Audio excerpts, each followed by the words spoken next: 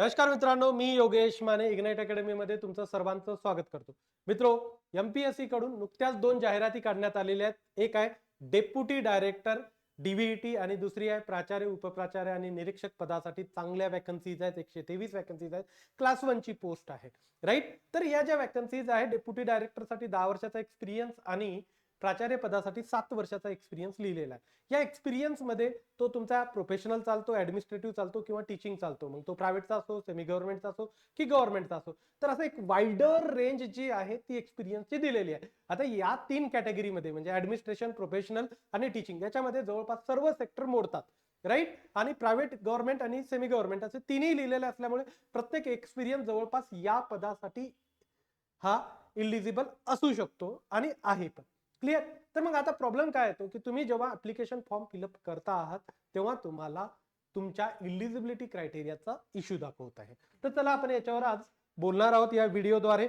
पुढे जाण्याच्या अगोदर आपली एक प्राचार्य, उपप्राचार्य, निरीक्षक आणि डेप्युटी डायरेक्टर डीव्हीटी या पदासाठी एक बॅच लॉन्च केलेली आहे. ती येत्या शुक्रवारपासून आपल्या त्या बॅच मध्ये लाईव्ह सेशन चालू होत आहेत आणि त्याची एनरोलमेंट चालू झालेली आहे, राईट. तर या बॅचची फीस आपली 9,999 रुपये ठेवलेली आहे, राईट. तर आता सध्या क्रिसमसचा डिस्काउंट शुक्रवारपर्यंत या बॅचवर अवेलेबल करून देण्यात आलेला आहे आणि तो 30% डिस्काउंट देऊन आपण तो 6,999 रुपयामध्ये बॅच अवेलेबल करून देतो. तर काही लोकांचं होतं की सर 5,999 पण एकदा म्हटले होते तुम्ही, पण मी तिथं लिहिलेलं होतं की पहिल्या 50 विद्यार्थ्यांसाठी आपण 5,999 आणि त्यानंतर 9,999 देतोय. तर ही आपली 9,999 ओरिजिनल फीस आहे. अशा बॅचचं कसं असतं की खूप कमी कॅन्डिडेट असतात, भरपूर कमी कॅन्डिडेट असतात. त्यामुळं कमी कॅन्डिडेटसाठी आपल्याला फार बेसिक फीस ठेवून नाही चालत. ओके. आता जेई वगैरे आणि कसं आहे की दिसायला दिसतं की यार ते फीस एवढी सर्व काही अकॅडमी कडे जातं का, असं नाही आहे. ओके. तुमचा 18% जवळपास जीएसटी येतो, राईट. तो ऍडिशनल दिलेला आहे याच्यात. ओके. त्यानंतर तुमचं जवळपास आजकाल गुगल सुद्धा प्ले स्टोअरवर ऍप ठेवण्यासाठी 15% जेवढे ट्रान्झॅक्शन होतात ना त्या ऍपवर त्याच्या 15% कमिशन घेतं, राईट. त्यानंतर भरपूर काही आहेत, म्हणजे 30% जवळपास तुमचा इन्कम टॅक्सला चालला जातो. ते एक 50-55% ते टॅक्सेसच व्हायलेत, राईट. मग विचार करा त्याच्यातून राहते किती आणि त्याच्यात फॅकल्टीला द्यायचं राहतं आणि छोटी रिक्रुटमेंट, जेव्हा अशा रिक्रुटमेंट असतात ना तर फार 100-150 स्टुडंट एनरोल करतात, राईट. त्यामुळे आपण जवळपास या लॉस मध्येच बॅचेस चालवत असतो. हे मला एक दोघा जणांनी विचारलं, त्याच्यावर मी तुम्हाला सांगितलं मोठी ऍडव्हर्टाइजमेंट असेल तरच त्याच्यामध्ये काहीतरी क्लासला उरतं. आता 7-10 वर्षाचा एक्सपिरियन्स असेल तर कमी लोक राहतात, राईट. त्यामुळे त्या बॅचेसची थोडीशी बाकी बॅचेसच्या कंपॅरिझन मध्ये फीस ठेवावी लागते, खर्च फक्त काढण्यासाठी, राईट. अशा बॅच मधून बिलकुल काहीही क्लासला प्रॉफिट उरत नाही. क्लिअर. तर एक्सपर्ट लोक असणार आहे, सर्व लाईव्ह सेशन्स होतील तुमचे, त्यानंतर काही रेकॉर्डिंग नाही आणि ही पुढे रेकॉर्डिंग कामी पण येत नाही. हा सिलेबस दुसरं कशालाच नाहीये, राईट. त्यामुळे जी रेकॉर्डिंग आहे ना ती याच्यासाठी स्पेसिफिकली यांच्यासाठी आहे. क्लिअर. त्यानंतर क्लासमध्ये शिकवलेल्या लेक्चर नोट्सच्या पीडीएफ तुम्हाला अवेलेबल होणार आहे, टेस्ट सिरीज आहे, एमसीक्यू आहे, सर्व झिरो पासून या बॅचला तयारी करावी लागलेली आहे, राईट. आम्ही अगोदर पासून तयारी करत होतो कारण एकदम वेळेवर तयारी नाही होत. क्लिअर. त्यामुळे फक्त स्पेसिफिकली याच बॅचची आहे आणि याच बॅच पुरती राहील. पुढं हा सिलेबस नसेल दुसरं कोणाला, राईट. एकदा ऍडव्हर्टाइज, आता 8 वर्षानंतर ऍडव्हर्टाइजमेंट आहे, 123 वॅकन्सीसाठी ऍडव्हर्टाइजमेंट आहे, पुढचं 10 वर्ष येत नाही. क्लिअर.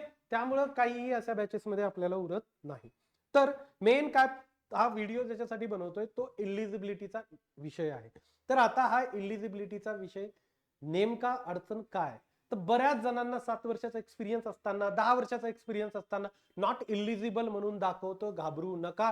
एमपीएससी चे जेव्हा फॉर्म ऍक्टिव्ह होतात, लिंक ऍक्टिव्ह होतात, तेव्हा असे बरेच वेळेस प्रॉब्लेम येतात. मी उदाहरणादाखल तुम्हाला सांगतो की मागच्या वेळेस असिस्टंट प्रोफेसरची काही दिवसापूर्वी, 4-5 महिन्यापूर्वी असिस्टंट प्रोफेसरची रिक्रुटमेंट आली.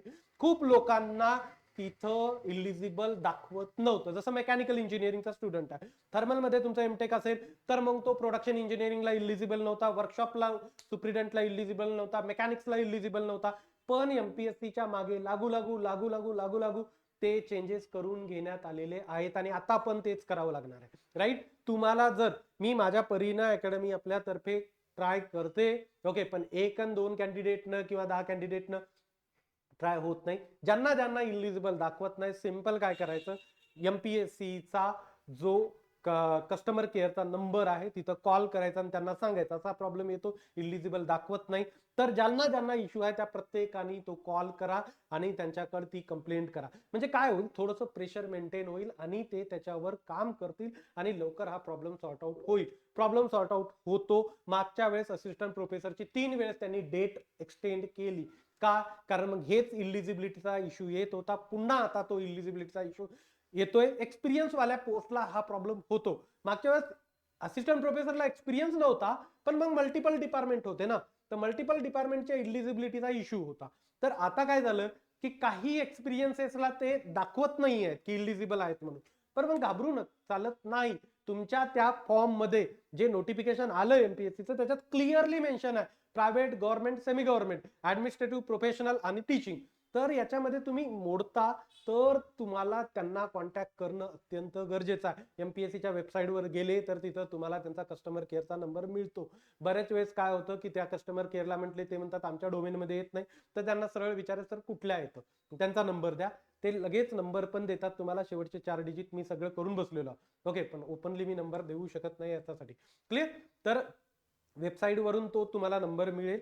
त्यानंतर त्यांना कॉन्टॅक्ट करत जा. मी स्वतःही कॉन्टॅक्ट करतोय, कारण माझेही 2-3 मित्र वगैरे तेही त्यांची इलिजिबिलिटी दाखवत नाही. बऱ्याच जणांचे मला येत आहेत फोन, राईट. आता माझा तर मी पब्लिकली तुम्हाला नंबर पण स्वतःचा पर्सनल दिलेला आहे या बॅचसाठी. त्यामुळे तुम्हाला हे प्रयत्न करत राहणं गरजेचं आहे. चेंजेस होतात तर बिनधास्त राहा. फक्त एमपीएससीला कॉन्टॅक्ट करा, त्यांना तुमच्या क्वेरीज कळवा, त्यांच्या कॉल सेंटरला कॉल करा, मेल करा. मेलला बऱ्याच वेळेस रिप्लाय येत नाही, तर कॉल सेंटरला कॉल करत जा, सुट्टीच्या दिवशी सोडून बाकीच्या दिवशी, राईट. तर मी इथं थांबतो. ओके, काहीही मदत लागली तरीही तुम्हाला जो नंबर दिलेला आहे पोस्टरवर, जो नंबर आहे, राईट, तो नंबर स्वतः माझा पर्सनल नंबर तुम्हाला देण्यात आलेला आहे, राईट. हा माझा पर्सनल नंबर आहे. त्याच्यावर तुम्ही मला मेसेज करा, मी तुम्हाला कॉल बॅक करेल. होऊ शकतं की मी माझ्या कुठल्या तरी सेशनमध्ये बिझी असेल तर मला कॉल रिसीव्ह करता येणार नाही, पण तुम्ही कॉल नक्की करा, मी कॉल बॅक करेल. सॉरी, मेसेज करा तर मी नक्की कॉल बॅक तुम्हाला करेल. Thank you so much guys for listening me. Thank you so much.